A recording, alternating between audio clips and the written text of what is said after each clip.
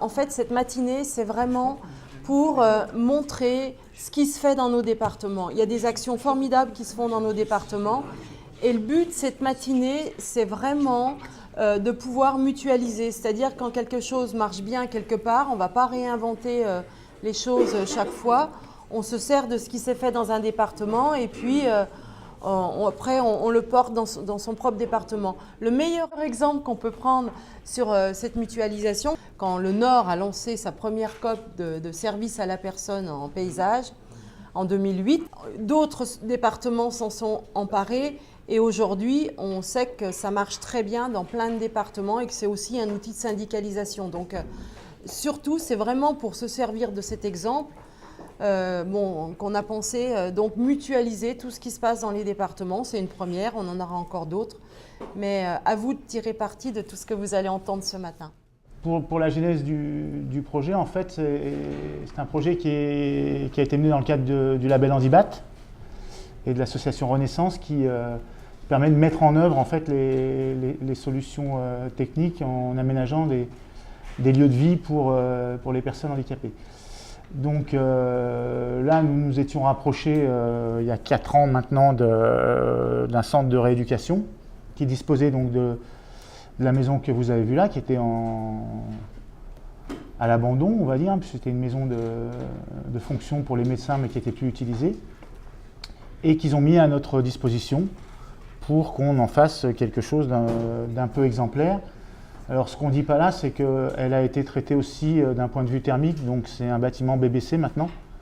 Donc on a à la fois valorisé le label Handibat et le label Éco-Artisan. Donc toutes les entreprises qui ont travaillé sur ce projet-là sont soit Éco-Artisan, soit Handibat, soit les deux. Donc le projet initialement, il traite de la maison. Et puis la CNATP effectivement dit on pourrait aussi s'occuper un peu des abords parce que c'est quand même important. Donc dans un premier temps, on gère, on va dire, l'accès à la maison. Et puis là-dessus, il y a des ergothérapeutes qui viennent nous trouver en disant oui, mais nous on voudrait un parcours extérieur, un parcours d'entraînement, on voudrait un parcours sportif, on voudrait ci, on voudrait ça. Et puis il y a un ergothérapeute qui dit on voudrait ça, mais moi j'ai le financeur derrière, quoi. Donc j'ai trouvé les sous, donc on finance. Donc voilà. Donc, tu peux peut-être dire le montant des finances parce que c'est pas anodin. La partie extérieure, on a des caisses de retraite qui financent le projet à hauteur de 190 000 euros. Et la partie intérieure, elle est financée à hauteur de, aujourd'hui, 267 000 euros.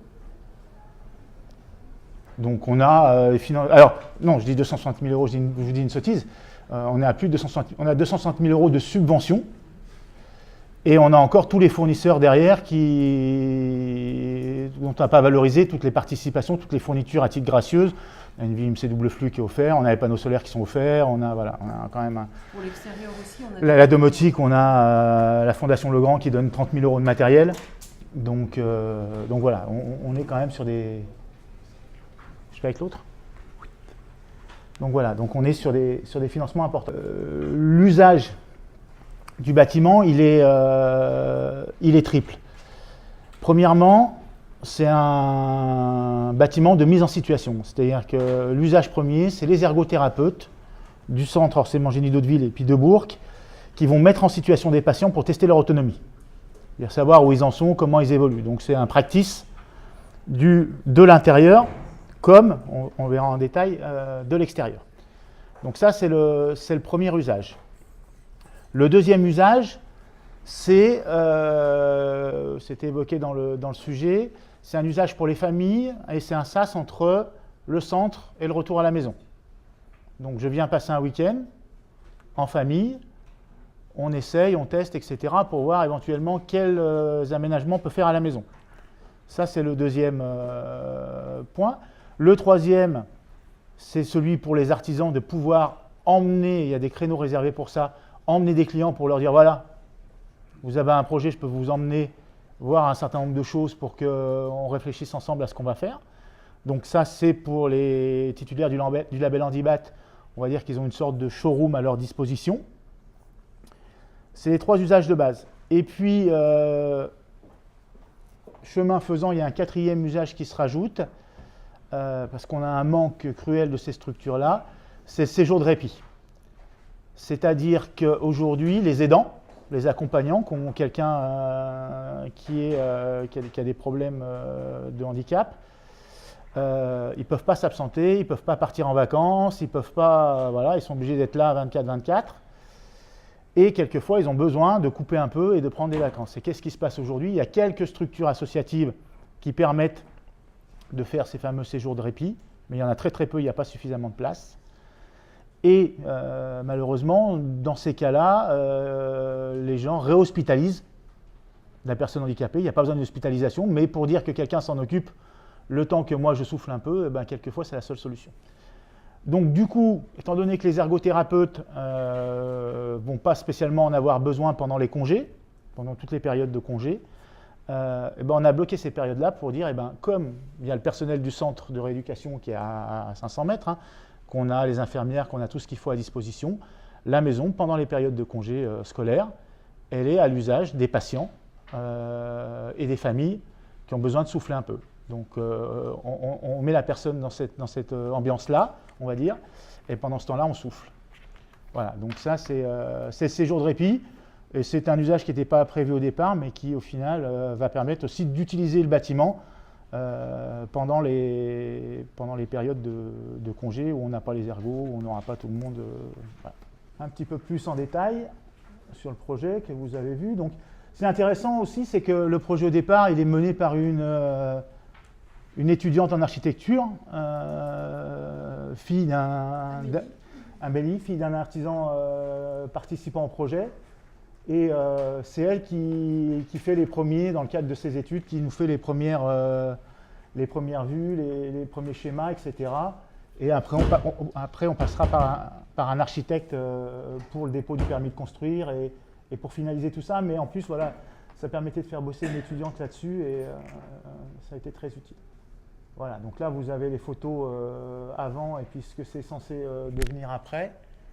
Donc on voit, c'est un bâtiment typique des années 70. Donc là, on commence à aménager les espaces extérieurs. Là, on n'avait pas encore prévu justement de travailler sur l'extérieur. Là, on a déjà beaucoup prévu.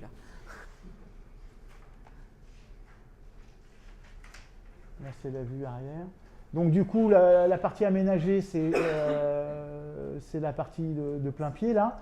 Le sous-sol est aussi réaménagé, mais là, il ne fait pas partie du projet, pour justement le personnel médical, etc., qui logerait éventuellement dessous pendant qu'il y a des patients en haut, etc. Donc on a réaménagé aussi la partie inférieure. Donc on est en isolation thermique par l'extérieur, panneaux solaires en relève de chaudière, VMC double flux. Donc sur les équipements, on est sur des menuiseries avec des ouvertures et des quincailleries spécifiques. Les ouvertures automatiques, quand on arrive devant la porte, la porte s'ouvre automatiquement. On a des systèmes, tous les systèmes sont à la fois vocaux, à la fois par télécommande. Voilà, on a une gestion de domotique qui est vraiment intégrée et complète. Donc là, bon, c'est la cuisine telle qu'elle était quand on est arrivé.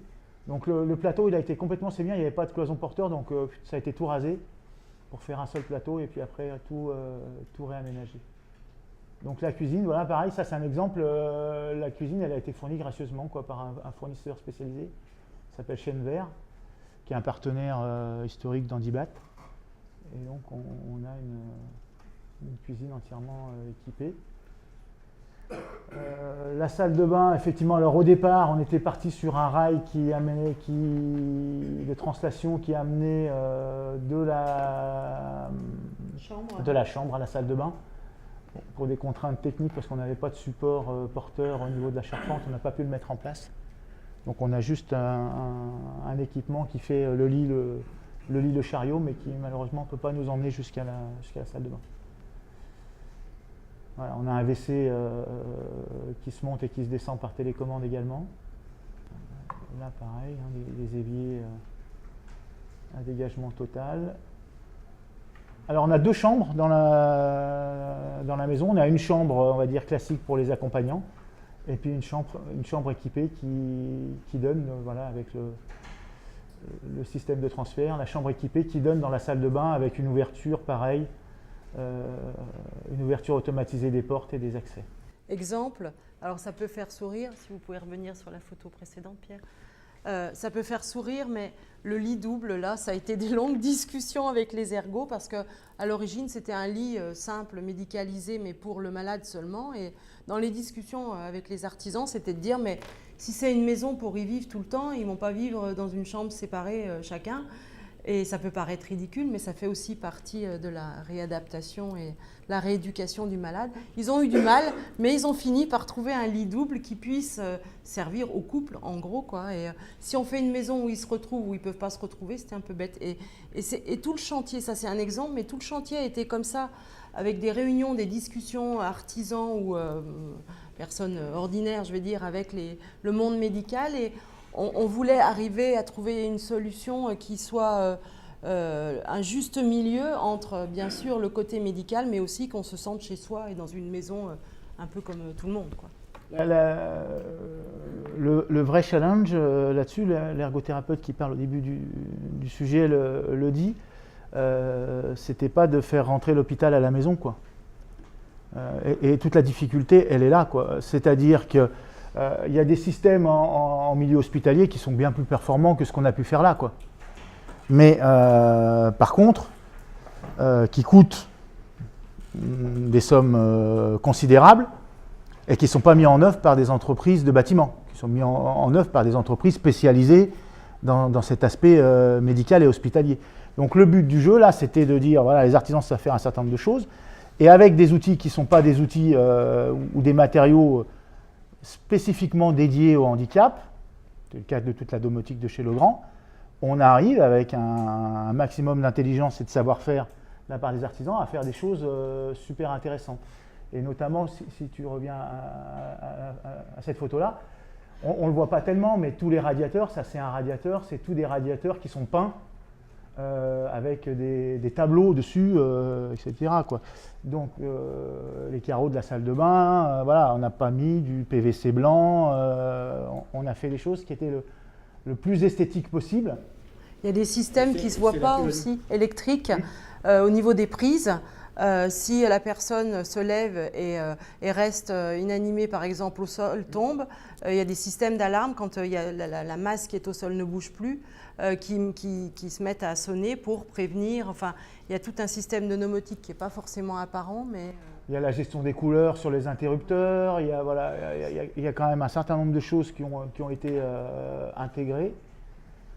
Toujours dans un esprit bâtiment et pas dans un esprit médical. Donc c'est tout ce dialogue-là entre le monde médical, les ergothérapeutes et les artisans qui ont fait la plus-value du projet, bon, qui a mis entre les premières réunions et la livraison au 18 septembre, qui a mis un peu plus de 4 ans à arriver. On n'a pas été très rapide. Après, quand on discute avec des financeurs ou des gens qui ont l'habitude de ce genre de projet, nous, ça nous paraissait être lent. Et ils nous disent, bah, non, du point de départ au point d'arrivée, 4 ans, c'est à peu près normal. Donc là, c'est la partie double flux, panneaux solaires. Et ça, c'est les aspects extérieurs. Donc les ergothérapeutes, ils arrivent un jour avec un bout de nappe et puis avec des plans. Et puis ils disent, on veut ça. Donc, on retravaille le projet pour essayer de mettre à peu près les mêmes choses, mais de façon un peu différente. À l'origine, on travaillait juste l'accession à la villa. C'était le projet initial. Toute la partie haute, ce sont des rampes avec des pentes, avec différents pourcentages. Donc, des paliers de contournement. En haut, on a des ressauts des bateaux 0, 1 et 2 cm. Les ergots nous disent, bah, en plus, ce serait bien qu'il y ait des dévers. Donc, on gère des dévers dans les paliers. Là, ce sont des bandes. Donc, au milieu, 2 bandes d'attelés. Là, c'est pour faire du sport adapté. C'est un béton poreux. Donc, ça permet aussi de mettre en œuvre des techniques. On a du gravier, des systèmes alvéolaires, là. Ouais, des plaques alvéolées. On a une bande en herbe. Et puis on a des terrasses. Donc on a une terrasse en pavé, une terrasse en bois. Et une terrasse tôle béton. Voilà, avec des... On ne voit pas bien, mais ça, ce sont des petits plots. On l'a vu tout à l'heure sur une photo. Des zones de retournement. Voilà, des parcours d'entraînement. Et puis sur la partie tout en haut, là, des jardins à hauteur, des bacs. Thérapeutiques. Pour faire du jardin thérapeutique. Donc voilà un petit peu quelle était la commande. Et puis entre ça, en plus aussi, ils nous demandent, il faut aussi du franchissement. Donc par exemple ici, là, on a un truc qu'on aurait pu ne pas faire, mais volontairement on l'a fait. On a un franchissement, on a un ressaut. Parce que là encore une fois, il y a une difficulté, c'est que on ne nous demande pas de faire quelque chose de normalisé. Alors nous, au début, on veut faire quelque chose d'exemplaire. Mais les ergothérapeutes, ils nous disent, mais non, mais nous, il faut qu'il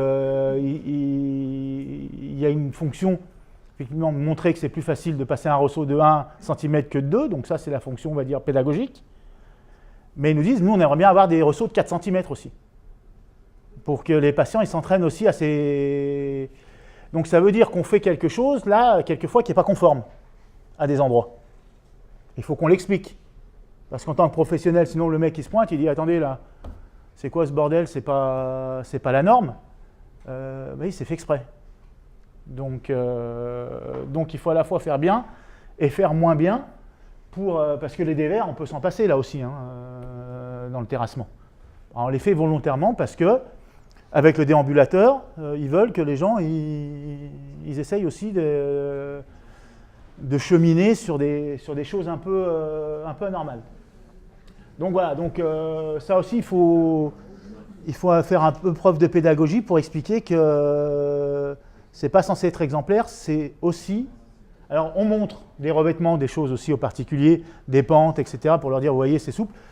Typiquement le nid à gravel, pour des gens, pour dire, voilà, votre allée, c'est du gravier, et pourtant, vous avez vu, vous passez en fauteuil, ça va, etc.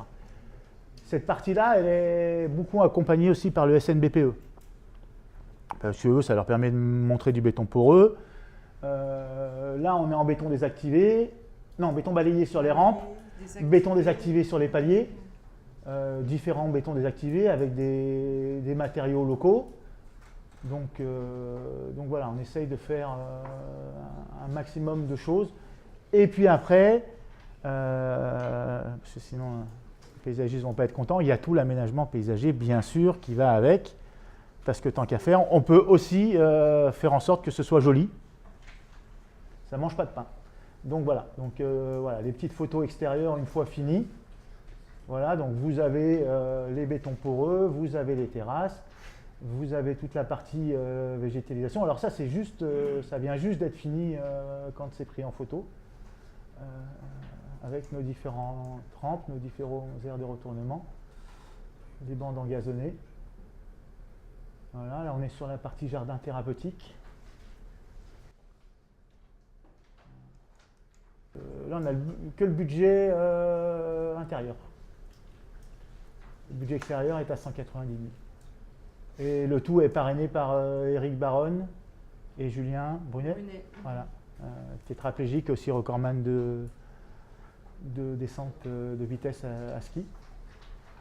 Voilà, une inauguration, 350 personnes à l'inauguration, les élus, etc. Voilà, entièrement filmé par oui, par on a Progrès, pris une entreprise d'événementiel qui a tout filmé. On a des films qui retracent tout. Enfin, là, c'est un petit condensé. Au niveau de la communication, donc, on s'est entouré pour vraiment avoir une présentation qui interpelle. Et oui, 350 personnes présentes. Ce qu'on peut aussi dire, c'est que ce lieu, il sert aux formations handibat. C'est-à-dire que du coup, on a tout ce qu'on peut rencontrer comme difficulté. Donc, pour faire les formations handibat, c'est parfait. Mais aussi, il sert à nos partenaires. Et c'est là où la CNATP, elle peut vraiment tirer son épingle du jeu. Parce que, par exemple, on a Point PTP qui nous a aidés fortement sur ce projet. Et ils ont déjà fait un séminaire dans ce village en se servant de l'exemple avec tous les... Enfin, non, c'était les 4 dirigeants, les directeurs marketing France. Ils sont venus à Renaissance. Ils ont fait, donc, ils sont restés 2 jours. Ils ont fait des journées techniques. Ils vont revenir et ils veulent venir former tous leurs directeurs d'agence sur le handicap ici. C'est vraiment le moyen de communiquer auprès de nos partenaires. Alors Philippe a cité tout à l'heure le SNBPE. Ils nous ont donc fourni tous les bétons gratuitement pour cette réalisation. Mais sachez que et Point P et SNBPE sont prêts, et ils nous l'ont dit, à faire la même chose et à vous soutenir dans vos départements si vous partez sur des projets similaires. Parce que eux, c'est vraiment des choses qui les intéressent. Et bon, Jean Delvaux, qui malheureusement a des soucis de santé, il aurait pu être là et témoigner, mais bon, malheureusement, il ne peut pas. Il pourra vous le dire prochainement. C'est vraiment des projets sur lesquels ils ont envie d'investir. Donc, il ne faut pas qu'on s'en prive. C'est vraiment un moyen de communiquer. Aujourd'hui, quand on parle de ce projet, on parle de la CAPEB et de la CNATP, quoi. C'est 2 réalisations. Et on va même aller plus loin. Tout à l'heure, on va parler de la coopérative. Là, le projet, il n'a pas été géré par une entreprise ou 2 ou 3 de la CNATP, il a été géré par la COP de TP. C'est-à-dire que c'est toutes les entreprises qui sont dans la COP qui sont intervenues pour ce projet. Double effet, je dirais. Donc, il faut retenir ça. Donc, vraiment, il y a quelques départements qui sont venus pour l'inauguration. C'est vraiment un bel outil qui maintenant va vivre, donc on va s'en servir. Donc, c'est vrai que la communication qui a été faite a révélé des usages différents. Par exemple, aujourd'hui, on a des écoles qui demandent à pouvoir venir. Par exemple, des institutrices qui ont un élève qui est en situation de handicap et donc qui travaillent sur cette problématique-là au sein de la classe et qui dit est-ce qu'on ne pourrait pas avoir à disposition cet équipement-là pour aller le voir et travailler, faire une étude sur ce thème-là. Donc il y a des usages qui n'étaient pas prévus et qui permettent effectivement de faire des choses autour de ces problématiques-là. Il y a des fournisseurs, des grossistes qui disent tiens, on ferait un bout de formation directement sur ce site-là, ce serait intéressant. Donc c'est aussi intéressant pour la collectivité locale, en l'occurrence, qui a participé aussi, parce qu'on est sur un plateau qui est en train de se restructurer, on va dire, qui tournait beaucoup autour du monde médical, mais aujourd'hui, ils ont plutôt tendance à perdre des lits, et c'est une station balnéaire qui a vécu des sanatoriums pendant des années, et qui a besoin de se restructurer. Donc elle est sur la rééducation, mais aujourd'hui, la rééducation à Hauteville, c'est compliqué. Vous êtes hospitalisé à Lyon, il y a 110 km, on vous envoie dans une maison de rééducation à Lyon, pas à Hauteville. Même si c'est plus performant, on ne vous envoie pas là, parce que la Sécu n'a pas les moyens. Donc voilà, donc ils perdent des lits, donc il faut qu'ils trouvent des idées. Donc ça, pour eux, c'est également du pain béni pour redynamiser le secteur géographique. Il y a eu des témoignages de gens handicapés, de parents. Par exemple, une administrateur d'une maison familiale qui est venue pour l'inauguration, les larmes aux yeux. Elle nous a dit, mais enfin, on prend en compte le handicap dans sa globalité. On va pouvoir amener les gens ici pour les sensibiliser. Autre exemple, vous avez vu un monsieur là, qui est dans le petit film de FR3. Le hasard a voulu qu'il y a 10 jours, j'étais en week-end à Cluny, je vous raconte ma vie, j'étais à une terrasse de restaurant et je vois passer un fauteuil. Et puis je me dis, mais je le connais. Et puis le temps de percuter, je suis loin de chez moi, loin d'Hauteville. Puis il repasse et en fait c'était ce monsieur. Et je vais au-devant de lui, il m'a reconnu aussi tout de suite et il avait les larmes aux yeux en me disant, mais ce que vous avez fait là, c'est extraordinaire.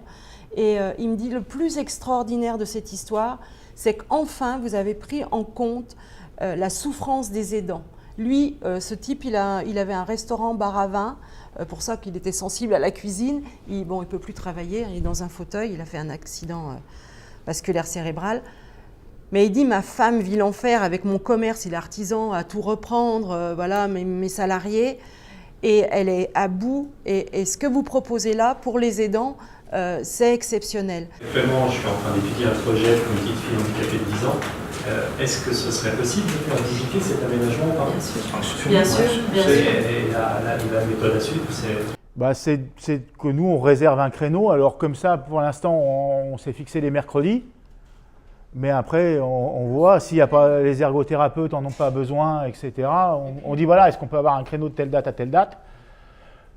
On va même au-delà aujourd'hui, puisque nos partenaires, quand ils viennent, ils disent on voudrait la maison et on voudrait un ergothérapeute pour nous expliquer.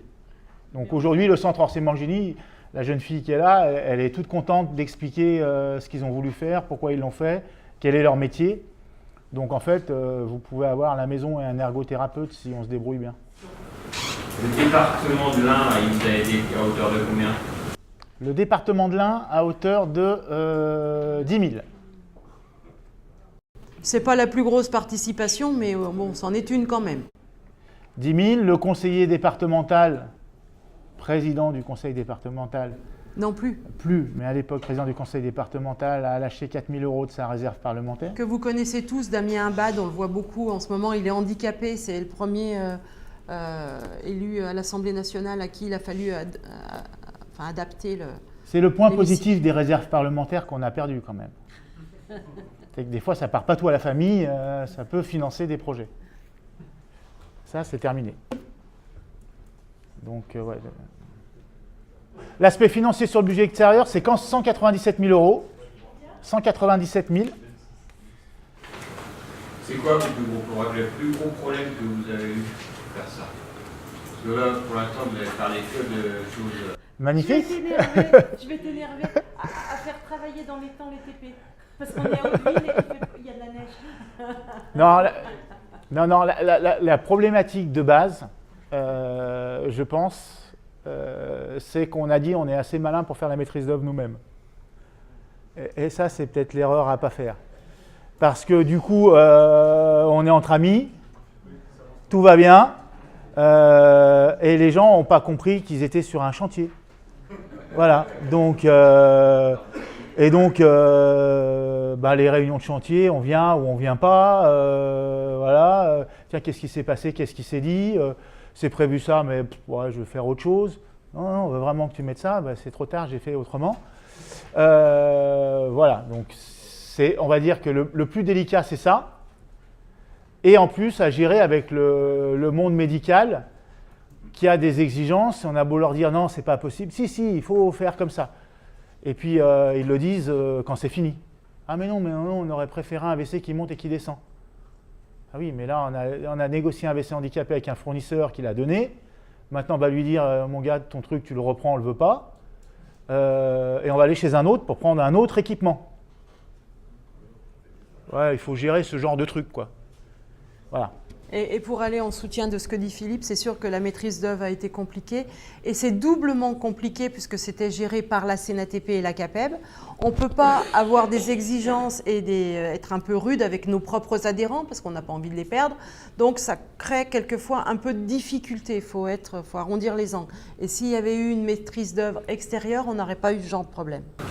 Voilà, alors, vous avez eu des approches au niveau de nos confrères de la FFB ou des choses comme ça là-dessus? Comment ça s'est passé?